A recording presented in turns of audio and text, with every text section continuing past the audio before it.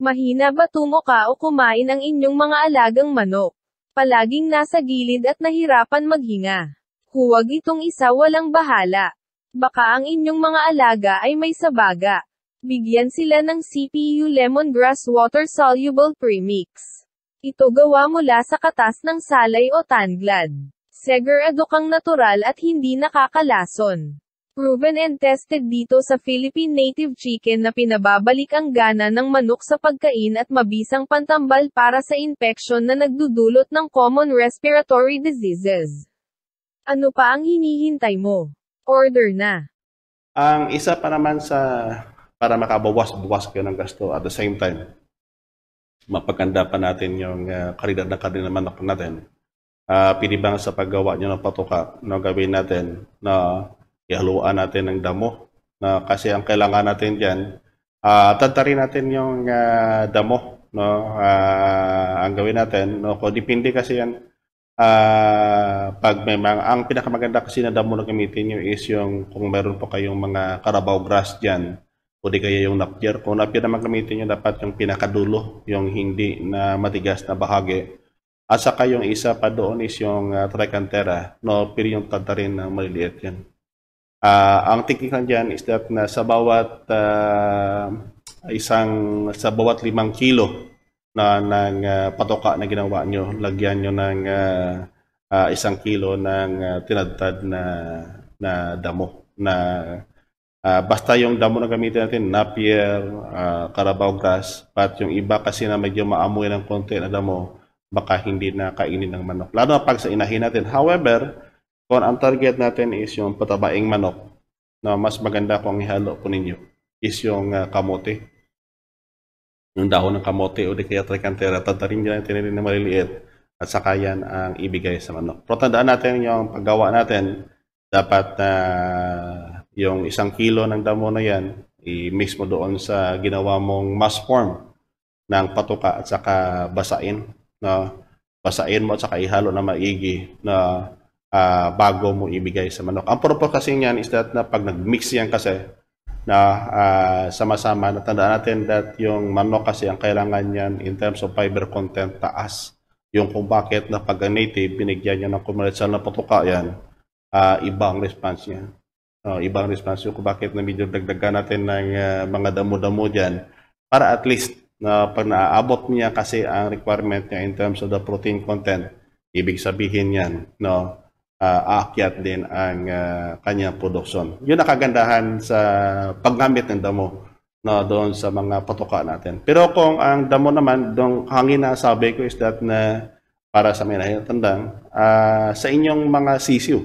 Pero huwag nyo gamitin sa bagong pisang sisiw, gamitin nyo lang sa mga sisiw na may edad na 1 buwan pataas. Pero hindi na ganoon karami na sabihin natin na sa bawat 5 kilo, no?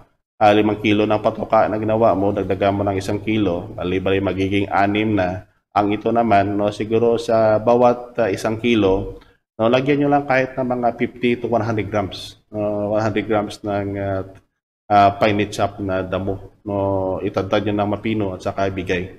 Lalo na pag sa mga sisiyo kasi yan, no, yan ang isa sa mga critical na bahagi. Dapat na itagtad nyo ng maigi para maliliit kasi pag hindi ganun, huwag nyo bigay sabi ko ang ina sa mga sisiyo na about less than 1 month old kasi pag less than 1 month old kasi yung kanilang digestive system hindi pa ganon kahanda, so hindi niya pa makaya na matunaw yung patuka niya, yung kung bakit na dapat ibigay nyo lang doon sa mga 45 days and up kasi yung kanilang batikulon o di kung gesar nila is medyo handa na doon para na magtunaw ng mga damo na yan. And beside kasi ang damo kasi may mga sustansya kasi yan na tumutulong yan para tawag dito para na ma-control o ma-preventar yung sakit, no, yung di mabilis madapuan ng sakit, no, ang mga manok nyo. Otherwise kasi pag isa kasi yan sa nakita natin na walang mabisang pantambal sa sakit, mismo yung patuka na binibigay po natin sa ating mga alagang manok, no. Pag hindi balanse yan, no, nako, kawawa po kayo. No, magiging payat yung mga manok nyo. No, kahit sabihin natin na malaki yung manok mo, pero yung kung hawakan mo yung manok nyo, sobrang gaan. No, iba kasi because na hindi niya naabot, no, ang mga sustansya na kailangan niya, no, para sa pagpabigat o pagdagdag ng laman sa kanyang katawan. Now, may mga patukaan din. No, hindi naman kasi kailangan na yung patukaan. Bili tayo ng bili sa palengke. No, may mga design din tayo na na-develop ito. This is a farmer's design, no, ng mga patukaan na kung saan gamit mismo ang kawayan. No. Ang kawayan na to, no, ginagawa nilagyan kasi yan ng nasa gitna kasi para hindi na maapakan ng sisiw, no, ang patuka mismo na nasa loob ng patukaan na yan. No, otherwise, pag wala kasing nakahambalay na kawayan din niya sa gitna na yan, ang minsan yung mga sisiw kasi maapakan niya, no, tapos yung mga paa nila may dumi, baka magsiserbi din na tagapagkalat ng sakit. Yan ang isa sa mga design na pili niyo magamit na para po sa inyong mga sisiw. Mayroon pa yung isang design naman sa medyo malaki na. Kaya lang ang design naman na to, no, ang purpose kasi nito, may mga katangian kasi ang mga native chicken. No, kung makatubong manok natin, na minsan pag magtukaan sila. Pero pag ganito ang sistema, pag nakapasok ulo niya dyan, no, hindi sa mabilis na makalabas sa punto na hindi niya matuka yung katabi niya. So, isa yan sa modifikasyon. Kaya lang ang isang consideration mo naman dito, pag medyo malaki-laki na yung mga manok nyo o mga sisiyo nyo, dapat yung agwat na sa naga-block na yan, medyo malaki-laki din para at least makapasok yung ulo. No? Hindi lang siya doon mag-vertical doon sa sa ginawa mong inobasyon na yan, baka maipit yung liig niya. But this is one way on how yung ating mga racers in the field, no, gumawa na pamaraan na parang kung makita nyo yung mga patukaan na binibenta, no, na may mga sagabal doon sa taas para na ulo lang makapasok. No, yan ang ginagawa din ng ating mga magsasaka o mga racers natin. Mga design yan na develop mismo ng ating mga racers in the field para kung saan matugunan yung mga problema natin, especially on the picking o tukaan ng mga sisiw, lalo na pag nagbigay po kayo ng patuka. Talagang ganyan pag madami yung manok nyo. Hindi naman mangyari yan pag yung manok nyo konti lang, pero pag madami yung manok, ganyan talaga ang nangyari ng tukaan, nag-aagawan kasi yan. And aside from that, meron din tayo mga design na kung saan, no, para naman sa mga inahin at tandang. No, ito medyo tawag dito medyo haba-haba ng konti para ma-accommodate ang mga manok kasi. Pero nilagyan kasi yan ng para bang pananggalang na hindi maitumba, no, ng mga manok. Otherwise kasi pag ang manok kasi pag may inahin tandang, lalo na pag naghabulan yan, no, baka mapakan yung patukaan niya, saka masaya yung patuka nila. Kaya kung bakit kung makikita nyo, no, ang kanyang isa kadulo, no, para bang mayroong post doon na ang purpose niya para hindi mapagalaw, no, hindi sa mag-ikot na masayang yung mga patuka na yan. So those are what they call the various design. Depende na po sa inyo, baka may maisipan pa kayo ibang design dyan na pwede nyo gamitin, no, para sa mga manukan nyo. Walang problema. Kayo nang bahala dyan, no, para sa mga manukan nyo na kung saan, no, mas maabot nyo at saka makaya nyo gawin. Ang importante lang dyan is that na yung disenyo na yan, talagang angkop-angkop doon sa mga kinakailangan nyo, no, base sa dami ng manok na ilagaan po ninyo sa respective na mga lugar po ninyo. Ang isa pa naman is what I call yung patubigan. Ang patubigan kasi, may minsan magbili ka doon sa may mga poultry supply. Pero kung magawa nyo ng paraan na para makikita nyo sa picture na yan, no, Iba kasi ang technique na yan. Yung technique na yan, ang makapasok lang dyan is yung ulo ng manok. So, ang ulo ng manok pa makapasok dyan, at least yung paa niya, no, hindi makapasok. So, hindi mabilis na madumihan yung tubig na sa loob. Ito gawa to sa kawayan, no, na kung saan no, nilinis lang yan palagi. No, ang purpose kasi niyan, kaya nasabi ko kanina, may tali yan sa taas kasi ang tali na yan, no, para yung pananggalang sa taas na hindi makapasok, kundi kayo mapuna ng manok dyan, no, yan ang ginagamit. No, pag nililinis yan, inaalis yung pantali dyan para at least mabilis na linisan yung patubigan. Yan kasi ang isa sa mga ginagawa sa field para at least ang kalinisan kasi is very important no, sa ating pag-alaga ng manok. Ang tubigan pa lang, sa tubigan pa lang pag hindi nyo nilinisan yan, ang patubigan nyo, no, madalang na ninyo nalinisin, ang isa sa pinakamabilis na magpakalat ng sakit mismo sa mga manok natin is yung patukaan at patubigan. Baka sabihin natin na lahat it is caused by the microorganism or pathogens. Actually, yung sakit kasi, ang mga mikrobyo na dulot niyan, sekundarya lang yan. Sekundarya lang yan. Ang pinaka-core ng pagkalat ng sakit na yan, it is because ng madumi na paligid natin. Madumi. Yung kung bakit na dapat yung paligid nyo pa lang at saka makagamitan nyo o kasangkapan na ginagamit nyo sa pag-alaga ng manok, no, pwede bang linisin natin palagi. At saka kung meron pang extra, pwede bang ibidad nyo sa araw para at least makatulong yan, no, para na maiwasan yung sakit. So ang tanong ngayon, paano pa natin maiwasan ang mga sakit na manok? Hindi naman lahat ng sakit na manok na i-discuss natin dito because sa kakulangan ng panahon, no, alam ko naman na sa mga previous na mga seminar, no, may mga ideya na kayo sa mga sakit ng hayop. Ito is more on the pinaka-common lang.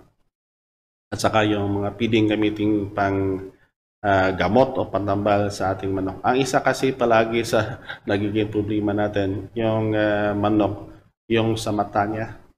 Para bang tawag natin dito na sumasarado yung mata niya. Actually, ang tawag doon is what they call the coryza. Alam niyo ang sakit na coryza kasi, indicator ang isa, indicator kasi yan, na either madumi ang paligid ninyo o maginaw ang kapaligiran. Yung kung bakit na kahit nabigyan nyo yan ng pantambal, marami ang gumagamit na mga synthetic na pantambal dyan, no? Ang paggaling niya, temporaryo lang. Ibig sabihin, hindi tuloy-tuloy yung pagaling niya. So, pag habang yung effectivity niya, nandoon pa rin yan, talagang gagaling sa pag nagbawas-bawasan yung effectivity niya, ang nangyayari naman doon is that na yung manok naman na bumabalik yung sakit. Yung kung bakit na una-una bis dapat gawin natin, ugaliin natin na malinis yung paligid natin. No, pwede bang gawin natin na periodically na linis yung paligid kasi pag hindi nyo linis yung paligid nyo, ay nako, lalo na pag ang dumi ng manok nabubulok yan. Sabihin nyo dong, bakit naman sa inyo naman yung kahit na may risal, nandun rin yung dumi, bakit na hindi nag-o-occur yan? Kasi ang isa sa nakita namin, ang paggamit ng IPA kasi, no, ina-absorb niya kasi ang moisture. So kung na-absorb niya ang moisture, alos yung dumi tuyo. Kung tuyo ang dumi naman, and then scratch yung mga manok sa loob, nagmimiskla kasi yan sa IPA. Pero ang kailangan natin gawin is that na meron tayong periodic na pagpalit niyan. Ang tanong ngayon, kailan kaya yun? Depende sa sitwasyon. No? Pag medyo madumi na yung marami-rami na yung dumi, preferably every 3 to 4 months. No? But kung palaging mainit yung lugar nyo kahit na 6 months, no, pwede pa rin yan. Dagdag lang kayo ng konti ng bagong IPA para at least yung ability, no, ng IPA na yan to absorb mas maganda. So, yan ang isa sa technique natin na dapat tandaan natin. Ugaliin natin malinis ang ating kapaligiran. Yung isa naman doon is in terms of what they call yung cortina. Kasi ang ginaw kasi, pag sobrang ginaw kasi, yung manok kasi nasa-stress yan. Pag nag-stress ang manok ninyo, no, magiging problema natin, lalo na pag madumi na-stress pa yung manok nyo. Kasi ang ginaw na yan, highly associated yan doon sa dumi ng manok nyo. Kasi pag gumiginaw ang paligid, yung decomposition, no, o kung nabubulok ng mga dumi na yan, mabilis na mabulok yan. Dahil yung mikrobyo at saka yung panahon, favorable yan sa mikrobyo na nadudulot na maging bulok, no, yung dumi na yan. So, anong nangyari habang nagbubulok yan, no, pumapalabas yan ng gases o kung mga gas o kung yung amoy na yan na hindi kaya-aya. Sa punto na pag nakapasok yan sa ilong na manok nyo, nalilimit kasi yan, hindi kaya sa mata yan, kumakate yan. Yung kung bakit na wala namang kamay yung manok nyo, minsan, no, kung saan niya gusto ikamot yung mata niya o di kaya yung ilong niya, halos kargado na ng sipon yan, yan pumapasok ang makuraysa. Yung kung bakit na pag medyo yung lugar niyo medyo maginaw at saka nagalaga kayo ng manok. At saka kung maganda kasi kung ang manok mismo dyan sa lugar niyo, ang alagaan niyo. Kasi pag ang manok na dyan sa lugar niyo, pag medyo matagal-tagal na yan, halos ang resistensya yan dyan o kung ang adaptability niya sa klima sa paligid, mas mataas. So kung mas mataas ang adaptability niya sa klima sa paligid, ibig sabihin na mas adaptable sa paligid, ang sakit na yan is bawas-bawasan natin. Sipon-wise and other sakit na basta sa pag-alam namin, hindi ganon karami, basta as long as yung provision natin sa magandang nutrition at saka yung hangin daloy sa loob maganda at saka malinis ang paligid nyo, ang sakit hindi ganon kataas ang incidence. Pag nakagala ang manok, tandaan nyo, huwag nyo ipagala ang manok nyo habang basa pang dahon na mga damo sa hamog. Kasi pag basa ang dahon sa mga hamog, magiging problema natin, mag-stress yung sisiyo nyo. Okay lang sa malaki, makaya nila because na-kompleto yung balahibo nila para mag-control ng temperature sa katawan nila. Ang manok kasi, mas matibay yan sa init compare sa ginaw. Depende yan sa makatangian ng manok na siguro beyond na sa diskusyon na to, but bakas darating na panahon we can continue on discussing with it. Ang sunod naman is yung pinaka-common lang ilagay natin ha. Bulate, internal parasite. Base sa mga pag-aaral na ginawa namin dito sa Central Philippine University, basta ang manok na nakagala, sobrang dami ng bulate. Ang tanong ngayon, sa anong edad ng manok ang masyadong maraming bulate? Actually, yung bulate na yan, panakagala ang manok nyo, during sa kanyang edad na mga sisiyo pa lang yan, inihigop po tinutuka na niya ang mga itlog ng bulate. Yung kung bakit at 2 months time hanggang 3 months time. 45 days hanggang 2 months time, 3 times to 3 months old na. Sobrang dami ng bulate sa loob ng katawan ng manok ninyo. Try ninyo. Ang manok kasi meron silang tolerance. Ibig sabihin tolerance, nandoon na yung sakit sa katawan niya, hindi pa magmanifest o di pa yan mapakita ng sintomas yan.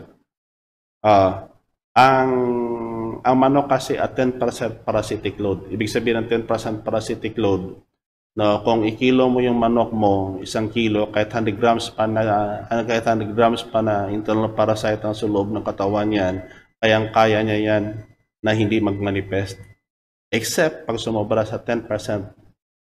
Ibig sabihin, pag yung 1 kilong manok mo, yung bulate sa loob umabot hanggang 200 grams, talagang hindi na yan makaya. Talaga na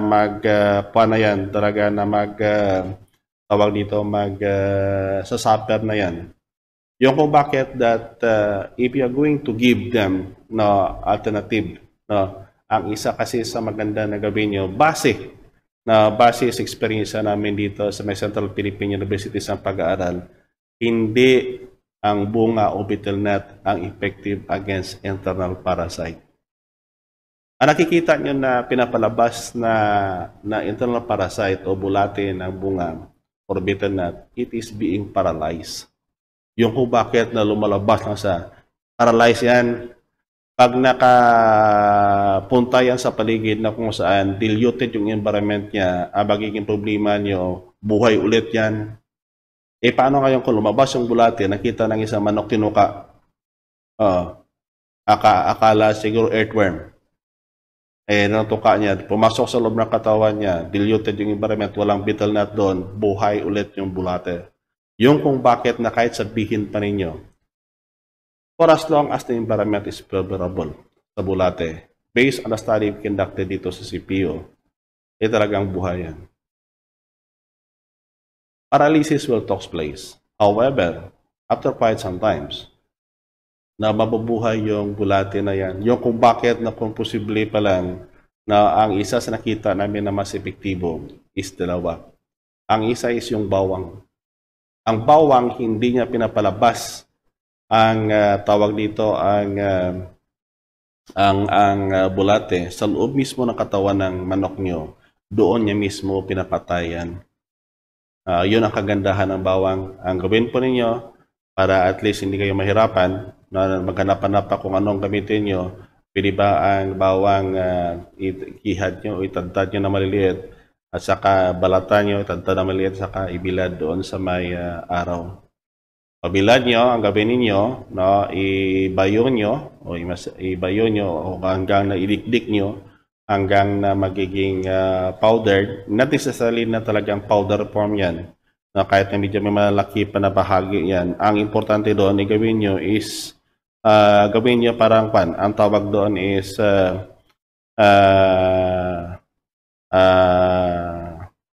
tea, na tea form.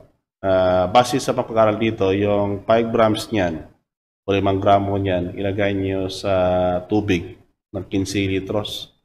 At saka yan ang gamitin yung ilagay nyo na ilublob nyo doon sa isang gabi na sa buong gabi at saka pag umaga no, doon nyo ibigay doon sa manok nyo sa patubigan. Instead na plain na tubig ilagay nyo, yan ilagay nyo sa patubigan ng manok nyo. Para at least kahit paano po ang garlic po isa sa nakita namin na epektibo. Hindi niya pinapalabas ang bulate pero yung bulate pag nasa loob na, pag nasintruhan ng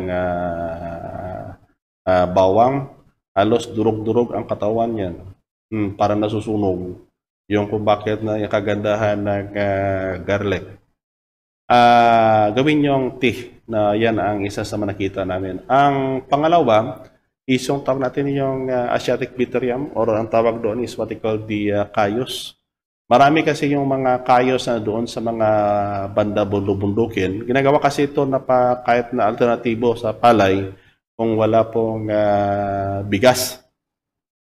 No, kaya lang ang ginagawa niyan, pag kinihad yan, dapat under running water. Pero kung gawin nyo siyang pantambal o pangkontra sa bulate ng manok, kahit anong bulate, pareho din sa klase ng bulate, pareho din sa bawang. Ang gawin po ninyo, no, preferably yung purong-purong katas niya na kumuha kayo ng 2 kutsara niyan. Ang 2 kutsara na yan na purong katas niya, ilagay nyo doon sa may 1 litrong tubig. Okay na yan. Bastante na yan para sa mga sisiyo nyo. Mismo siya, hindi niya pinapalabas ang tawag dito yung bulate, but yun mismo doon sa loob ng katawan ng manok no, pinapatay niya. Hindi lang siya doon sa mature, no, kahit yung mga itlog ng bulate na para bang nabubugok ang itlog. So ibig sabihin na hindi na mapis ang itlog because na doon mismo sa loob ng katawan no, binubugok ng bawang at saka ng Asiatic bitter yam, udi yung kayos. Kaya lang problema natin, huwag niyo pasobrahan based na recommendation. Natandaan natin. Kung ang ginagamit nyo yung kayos na siguro inabot na ng edad na hanggang 10 taon, bawas-bawasan nyo, gawin nyo lang 1 kutsara yan. Nakakalason kasi yan. Nakakalason. Ang isa sa makita nyo sa mga manok nyo is parang nahihilo yan. Pag nasobra ng gamay, ng konti pala, no, nahihilo yung manok. Ganyan po ang epekto ng lason no, mula sa ating mga sa Asiatic bitter yam. Ang bawang ganon din, may overdosage yan. Lalo na pagsisiw. Ang tanong ngayon, kailan kayo dapat ibigay? Preferably kung ang manok nyo highly exposed in the field, o sa mga lupa, preferably, after 2 weeks of age, bigyan nyo na. At least yung itlog pa lang doon sa loob ng katawan, kasi it would take about more than a month na para yung itlog na yan mapisa yan at hanggang maging mature na bulate yan, abutin niya ng 1 hanggang 2 buwan. Yung kung bakit na ang karamihan ng bulate, hindi doon sa maliliit pa sila, but it is on the 2nd to 3rd month.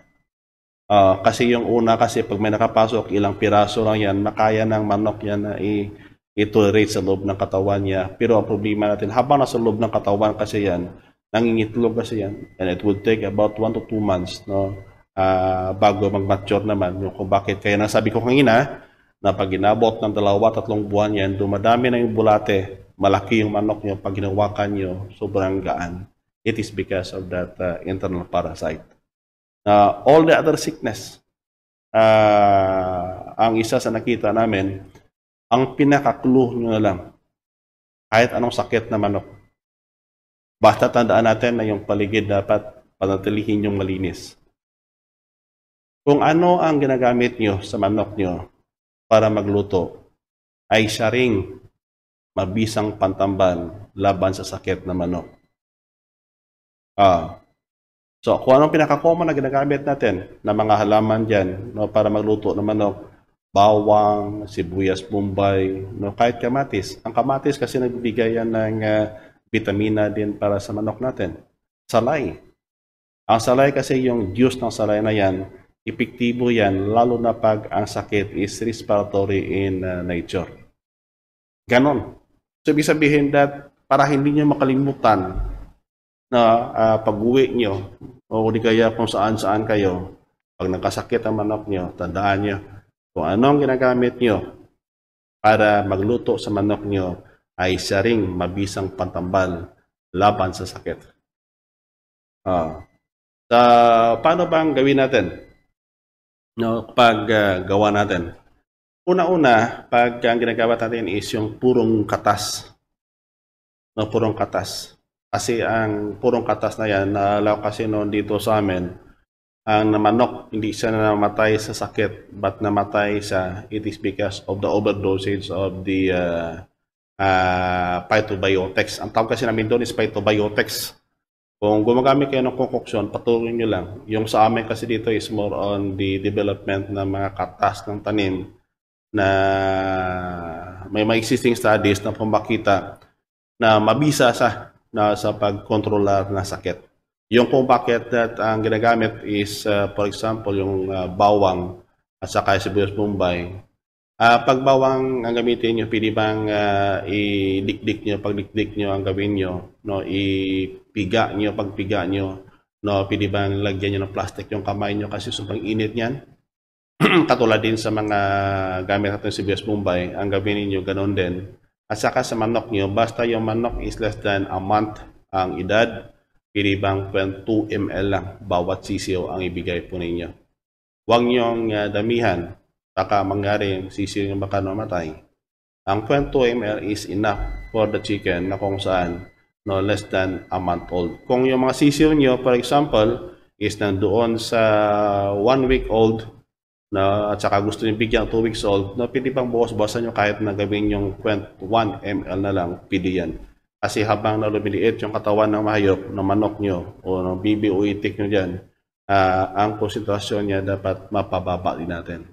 Pero sa mga manok naman, na ang edad is more than 1 month old, na pakyat hanggang sa mga inahing tandang, ang gawin natin, ang dosage naman yan is 0.3 ml to 0.5 ml. Depende yan sa edad. So habang na umiidad yung manok nyo, mga inahing tandang, pwede nyo bigyan yan ng mga 0.5 ml. Pero yung mga manok nyo naman, 3 buwan, 2 buwan, you can give it mga 3 ml, 0.3 ml ng purong katas. Na ang gawin po ninyo, ang tanong ngayon, kailan ibigay? Kung ang manok nyo is nag-experience ng sakit, preferably ang pagbigay natin during the times na experience ng sakit ng manok, siguro gawin nyo sa umaga at sa gabi. Na yan ang gawin natin na kung saan ilagay niyo din sa mga tawag namin kasi doon sa paglagay ng gamit ng sirens na yan or what they call tuberculin is drenching na talagang direkta yan sa bunganga ng manok para mas at least yung effectivity. Hindi sa ganon sa katulad sa mga kwan sa ginagawa natin nung kanina yung sa T-form na that is a form of prevention. But ito talagang pang-control talaga pag ang sakit is talagang nandoon sa.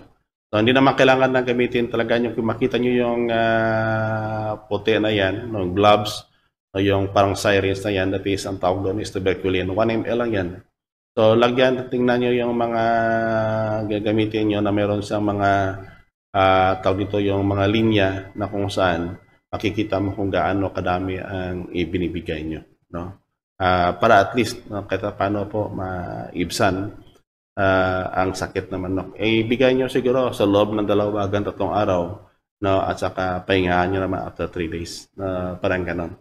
Kasi ang sakit kasi hindi ibig sabihin natin na pagbigay mo ngayon tapos hindi na i-follow up po ninyo. Kasi ang tag namin doon sa mapag-aaral namin dito, meron sang regrowth kasi after 12 hours na hindi mo sana i-follow up ang problema mo, baka gumana o tumubo uli yung mikrobyo, parang walang katapusan at hindi malis yan sa plaque po ninyo. Ang isa naman, nakikita natin minsan yung practices natin, no, kasama yung inahin tapos nagay sa kulungan. Tandaan natin pag yung inahin ninyo kasama yung sisiyo sa isang kulungan, ang dumi kasi, no, ang dumi. Pag nakapundo doon mismo sa kulungan, so gaya na makita po nyo sa litrato na yan, ang problema natin, ang kawawa dyan is mga sisiyo nyo. Kung ma-experiencean ninyo, makikita nyo dyan sa mga manok ninyo, ay nako, ang sisiyo nyo sa unang linggo, wala pang sakit. Bakit? Bakit sa unang linggo na yan, ang immunity niya, no, ang resistensya niya laban sa sakit mataas pa, pero yung first week na yan ang panahon na kung saan, no, umahagilap sila o pumapasok pa lang yung mikrobyo. And the expression ng sakit will be on the second week. Yung kung bakit na palagi ang problema natin is that on the second, third week, no, dumadami yung sakit naman, no? No, parang ganun. Sa first week sabihin mo, doktor, wala mga sakit. It is because na mataas pang immunity. Or kung kulungan nyo parang ganun sa nakita nyo kanina, ay nako, maawa po kayo. Kung pwede lang hugasan nyo, yung kung bakit kanina sa previous discussion natin sa housing design, sa mga pabahay, na-isya na natin ang mga kulungan na kung saan angkop na angkop, no, sa mga manok ninyo na pwede po ninyo magamit. Yung kung bakit na ginawa namin, yung sa parlous bullying technique, kung talagang inilagay nyo doon sa kulungan na kung saan elevated ang manukan po ninyo, pwede bang gawin niyo pareho sa makikita niyo, malagay pa kayo ng pressurized. Hindi naman nasabihin na sundin niyo talaga yung material na ginagamit namin. Pwede niyo kayo makagamit yan na makawayan o di kahoy para masunod niyo yan. Ang kagandahan kasi niyan is that na naangat sa lupa yung manok na yan, and proven namin yan. Survival rate sobrang taas yan. So kung medyo sisiw lang ang gawin nyo, pwede nyo magamit yan. Yung kung bakit ang risal na madami-dami sa paligid nyo, habit bidan, na pwede bang pahinginan nyo muna bago ilagay sa kulungan ng mga sisiw nyo. Para at least, no, yung mga alikabok kasi na yan, mas sobrang delikado kasi yan sa baga na mga sisiw nyo, sa punto na baka magdulot yun ng masakit sa inyong mga manok. Ang risal kasi hindi lang sa doon sa sisiw, but even sa mga bahay mismo na manuka natin, na kung saan nandoon yung mga inahintandang na yung lupa, instead ng lupa, ang gawin natin, buhusan natin ng ipa, yung bagong ipa na yan, buhusan natin para at least yung if ever na may dumi na makapunta doon sa ipa, i-absorb. Na lalo na pag yung mga manuka nyo nilagay nyo doon sa ilalim ng bahay nyo, yan ang gawin po natin. And preferably, lagyan po natin ng dahon ng kakawate para magserve sa asiripilan. Yan ang isa sa mga teknik na nakita namin, no, para makatulong sa inyo dyan. Otherwise kasi, pag lupa lang, bare na lupa at walang ipa yan, pag ang dumi no, tumulo doon sa lupa, magiging problema natin. Nabubulok yan, pagbulok niyan, magiging malaking konsiderasyon mo later on. Magpuproduce yan ng gas. Pag nagproduce ng gas yan, ang problema natin, dulot niyan ay sakit para sa manok nyo. Yung kung bakit, na pwede bang lagyan natin ng ipa. Ang problema natin kasi pag nilagyan natin ng mga wood shavings, ang problema sa wood shavings, hindi sa ganun at hindi mag-absorb ng moisture. So, dapat na yung pagpalit nyo na palagi ang pagpalit. Pero kung ang risal kasi mas maganda yung absorption rate niya, ibig sabihin hindi naman ganun dali yung pagpalit nyo. Kung wala, kung mga dried grasses dyan or hay, pwede nyo ilagay niyan. Basta ang importante lang, pag medyo damay ng dumi, no, ipalitan nyo ng bago. Otherwise, baka lalong lumala ang mga sakit ng inyong mga manok. Sa susunod slide natin, ito yung standard protocol natin dito na ginagamit sa may Central Philippine University, no, kung anong klase ng patoka. Pero makukuha nyo lang ng informasyon dyan is yung expected diseases, ano bang mga sakit na maobserbara natin sa ganyang edad at saka ano ang preventive measures. No, kung ang problema niyo po palagi is yung atay o aratay, no, peste, pwede bang bakunahan niyo palagi ang manok niyo? No, ang isa doon sa techniques ng pagbakuna is that during the onset of dry season and onset of rainy season. May mga bakuna kasi na pinapatulo. Pag maramihang manok na ang pinag-uusapan. Pero kung medyo kaunting manok nyo, ang gawin nyo, ang pinaka-effective niyan is that kung chimpo ng tag-araw, kung chimpo ng tag-araw, pili bang paliguan yung manok nyo? Kasi ang init sa katawan niya during tag-araw kaya sobrang init. Tapos, bombahin ng ginaw sa paligid, nagsistress yan, at saka doon pumapasok yung mikrobyo ng atay. Ang isa doon sa mga nakita namin na nakatulong, actually hindi sa pantambal, but it is more of what they called immunobooster. Ibig sabihin yung pinapataas yung resistensya sa sakit na manok is yung salay po. No, sa nakita namin, basta yung manok is infected ng atay, huwag po ninyong ikatayan, baka mabilis na magkalat yan. Kung severe na ang kaso, pwede bang sunugin na natin o di kaya ibaon natin na malalim na hindi mo kaya ng aso para hindi na magkalat. Kasi pag kinatay nyo yan, ang tubig na ginamit nyo panghugas, baka siya ang magserbe na tagapagkalat ng sakit na atay o aratay o peste. So, wag po ninyo na gamitin yan. No? So, ang kaso kasi ang kita namin sa mga field work namin at saka sa experience mismo doon kasama sa mga farmers, kahit dito sa research station, ang paggamit po ng salay o lemongrass. Tumutulong niya kasi para sa pagpakyat ng immune resistance ng manok po ninyo. Yan ang kagandahan ng salay. Kaya sabi ko kanina, kung anong ginagamit nyo magluto sa manok, yan din ang pinakamabisang gawin nyo na pantambal. Ibig sabihin, pag nagkatay kayo ng manok nyo, walang problema kasi yung mga sangkap nyo sa pagluto na ibigay nyo sa kanila habang sila ay buhay pa. So, sa slide na ito, yung mga guide ninyo na pili po ninyo magamit yan sa pag-alaga ng manok po ninyo kahit nasa backyard. Kasi hindi naman sensitibo, at least mayroon kayong idea kung ano ang pwedeng gawin nyo. So, yun lang siguro, bitis bikas ng ating mga panahon ay hindi naman ganun kahaba. Siguro kung isa-isahin ko pa yung discussion, baka abutin tayo ng ilang araw bago matapos yung pangkabuuan na kwento, parte sa pag-aalaga ng manok, na pinteknolohiya na to is pwede ninyo magamit sa mga alagaan nyo, mga pato, o di kaya yung mga itik. Sa mga gusto na mag-aral naman sa mga teknolohiya na pang-komersyal, ibig sabihin ng pang-komersyal, na pangmaramihan na manok na, pili nyo kami masundan sa aming YouTube account. Marami kasing gumagaya, pero iba kami. Ito yung YouTube channel namin, yung YouTube, hanapin nyo ang Piripinited Chicken.